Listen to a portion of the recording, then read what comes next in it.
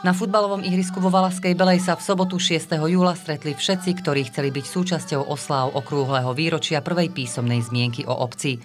Okrem tohto krásneho výročia oslavovala Valašská Belá aj 115 rokov od založenia dobrovoľného hasičského zboru, 75.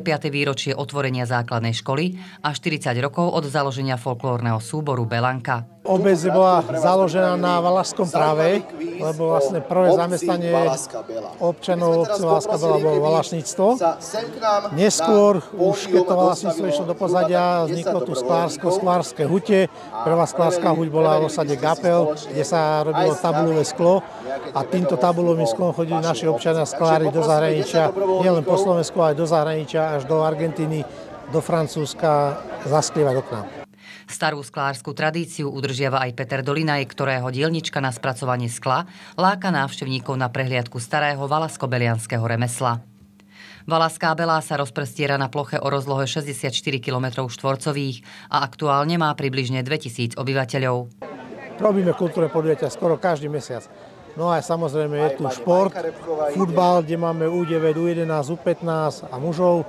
Takisto sú tu všelijaké diva Valbela, je tu, založil sa divadelný kružok Valbela, folklórny súbor Belanka, no a takisto spolu so základnou školou pripravujeme všelijaké kružky malých hasičov. Som originál rodák Valašskej Belej a zažil som tu už asi 2 starostov alebo 3 a každý prišiel s nejakou zmenou, či lepšou alebo horšou a je to tu celkom fajn. Založil som si rodinu, vlastne zakotvil som na Belej, ostal som tu. Obec je veľká rozlohovo a nedá sa tu spraviť, keď sa aj niečo urobí, tak nie je to až také efektívne a málo ľudí to vidí, keď sa robí niečo len v danej časti obce. Treba sa zhodnúť na nejakých veciach, dobrých veciach a treba to všetko podporiť. Ja si myslím, že to je individuálne, každý to môže povedať ináč. Ja som spokojná, nám sa tu žije dobre.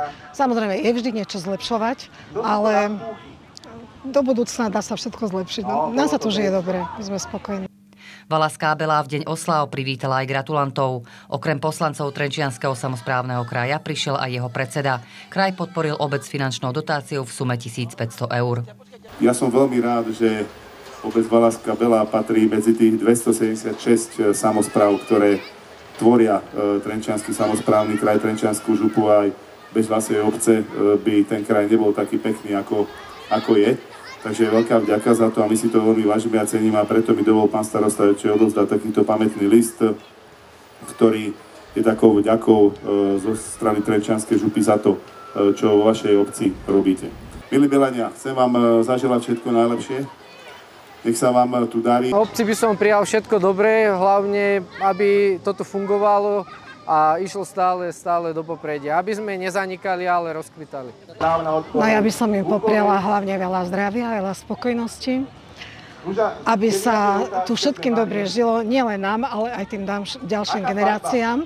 A samozrejme, každý musíme prispieť k niečo vybudovať a vtedy nám bude určite lepšie. Aby nezabúdali na svoje korene, aby sa radi vracali sem do obci a pomáhali hlavne pri budovaní tejto obce.